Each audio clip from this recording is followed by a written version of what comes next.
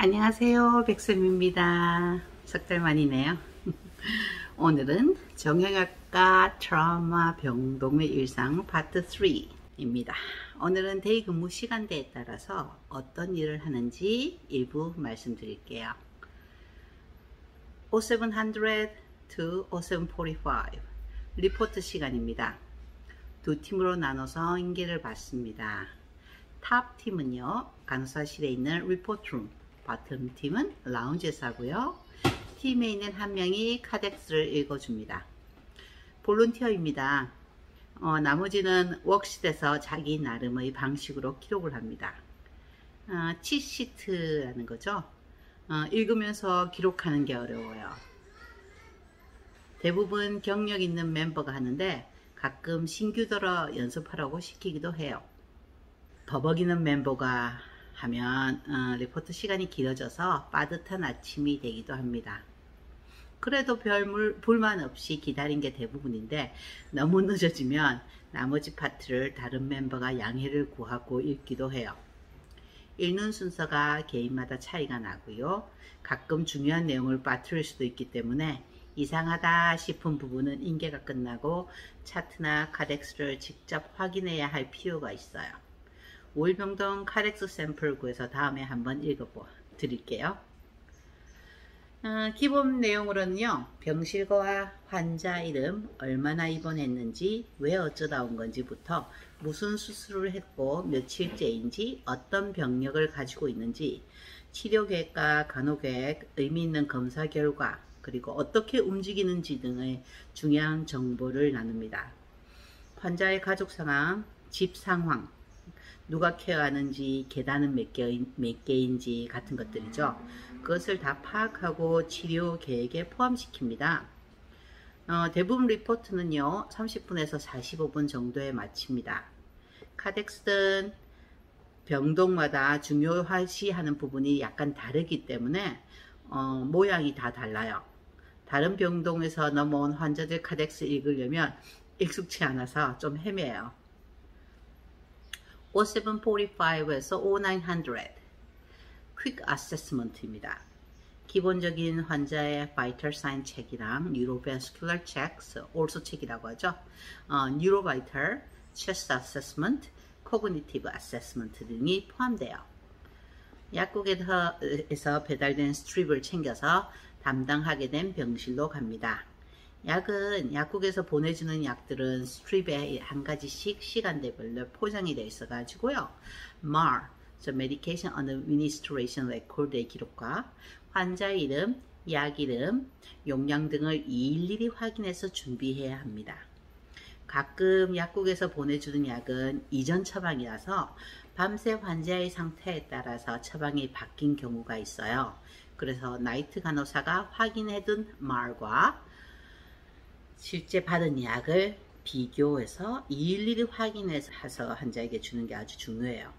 의심이 들면 당연히 환자 차트와 MAR, 약 세 가지를 전부 확인해야 합니다. 아직 저희는 컴퓨터 시스템이 되지 않았기 때문에 스캔 작업은 없어요. 우리 병동에서 자주 쓰는 약들과 응급성, 마약성 진통제들은요, 옴니쉘이란 기계에 보관되어 있어요. 지문인식과 아이디가 필요하고요. 사용하면 기록이 남아요. 일주일에 한 번 2명의 간호사가 마약, 나르코틱을 사이클 카운트라고 한 명이 개수를 세고 다른 한 명이 입력하는 작업을 나이트에 합니다. 개수가 안 맞으면 어디서 잘못된 건지 확인해야 하고요. 꼭 위트니스가 있어서 같이 입력을 해야 해요. 마약을 사용하고 남는 약은 버려야 하는데 그건 그냥 버리는 게 안 되고요. 위트니스, 다른 간호사 버디한테 확인을 하고요.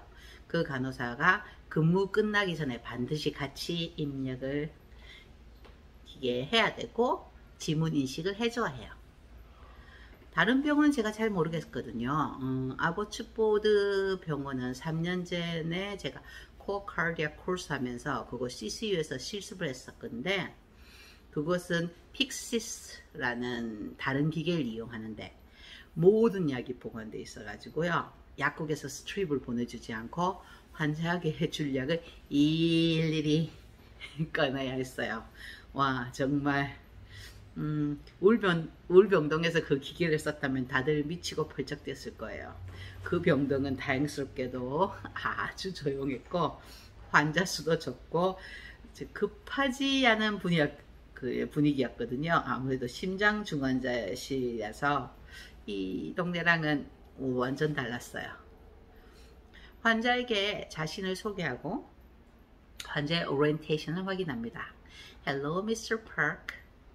I am Sharon. I'm your nurse today. Tell me your first name. 가장 기본적인 본인의 이름을 알고 있는지 파악을 하는데요. 이름을 모른다면 아주 심한 인식장애가 온 걸로 봅니다. Tell me, where are you now? 장소를 물어봅니다. 재미있는 부분은 환자가 아는 척 하는데 실제로 모르는 분들이 있어요. I know where am I? 하고 하면 꼭 어딘지 물어봐야 합니다. 그러면 my home? 하든가 전혀 다른 곳을 말하기도 해요. 마지막 tell me today's date. What's the date today? 시간에 대한 질문입니다. 병원에 있으면 날짜가 많이 헷갈려요. 저도 그런걸요. 그러면 what's the month? 아니면 what year? 계절이 뭐냐? 등 좀 더 쉬운 질문으로 바꾸어 물어봅니다. 가장 제일 먼저 그리고 가장 중요한 질문들이에요. 환자의 가장 기본적인 인식 상태를 확인합니다. 어떤 피부색을 가지고 어떤 백그라운드를 가졌든 상관없이 어른들은 다 귀여우세요. 치매나 델리리움이 있는 경우 장소와 시간에 대한 질문에 답을 정말 엉망으로 하십니다. 대답을 듣고 그냥 넘어가면 어세스만 하고 너싱은 안 하는 거겠죠? 자, 리오리엔테이션을 해줍니다. You are in the hospital, Royal Columbian Hospital for South. 그러면 am I? 하고 놀랍니다. How come? You fall and broke your right hip here, so you had a surgery. We fixed your hip. 하고 대답하면 Did I? Wow! 합니다. 그리고 Where am I? 하고 또 묻죠. 그러면 또 대답해 주죠. Wow! Did I? Am I? 반복합니다. 한 3번 반복하면요. 종에다가 You are in hospital. You broke your hip and fixed now. You need help to move. Call nurse for help. 이때만 종에다가 써가지고 탁 줍니다. 코그니션에 문제가 없는 환자의 경우 환자와 함께 MAR을 그러니까 메디케이션 레코드를 확인하고요. 오늘 그러니까 어제 무슨 약을 먹었느냐, 얼마나 자주 먹었느냐, 특히 오피오이드, 진통제의 경우는요 확인하고 오늘 어떤 스케줄러 할지 환자와 이야기를 해서 케어 플랜을 의논합니다. 당뇨 환자는 당 검사를 해야 하고요. 그리고 아침을 먹을 수 있게 도와줍니다. 슬라이딩 스케일이 있으면 환자들 식사를 하는 걸 보고 인슐린을 주어야 하고요. 베드펜을 쓰거나 화장실을 간다든지 침대에 발실로 이렇게 슬라이드된 환자들을 부스팅 해줘야 하기도 하고요. 헤드베드 침대머리 부분을 올려서 앉을 수 있게 해주려면 환자가 이렇게 침대 위쪽으로 올라와 있어야 배가 접히지. 환자가 너무 아래에 있으면 이렇게 가슴이 내피고 목이 접혀서 제대로 앉을 수가 없어요. Slide up to the head of bed 해주는 것을 부스팅이라고 하는데요. 2명 이상이 슬라이드 시트와 울트라 솔브 시트를 잡고 1, 2, 3 할 때 촥 하고 밀어 올리는 겁니다. No lift, lift 하면 다쳐요. 그래서 no lift policy고요. 슬라이드 on입니다. 몸과 마음이 맞아야 안 다치고 할 수 있어요. 그리고 리포지셔닝도 해야 합니다. 환자들이 한 자세로 가만히 있는 거 정말 힘들거든요. 폐렴이나 폐색전증, 배드소어, 욕창 등의 합병증이 생길 수 있기 때문에 2~3시간마다 리포지셔닝, 자세를 바꿔줍니다. 아파서 거절하는 환자들도 잘 설득하고요. 더 많은 멤버, 2명으로도 힘들어요. 한 4명까지 필요할 때도 있거든요. 도움을 받아서 리포지셔닝을 해줍니다. 아프고 갑갑하고 꼼짝 못하는 특히 젊은 트라우마 환자들 중에 5분마다 이렇게 패드를 눌러서 자세를 바꿔달라고 하면 에휴, 정말 그날 하루는 많이 힘들어져요. 대부분 환자의 움직임에 도움을 줘야 하는 경우에는요, 혼자서 못하고 안 되는 때가 많아서 플로트 너스나 버디에게 도움을 요청합니다. 수술 예정인 환자들 차트와 체크리스트, 환자 준비가 다 된 건지도 파악을 하고요.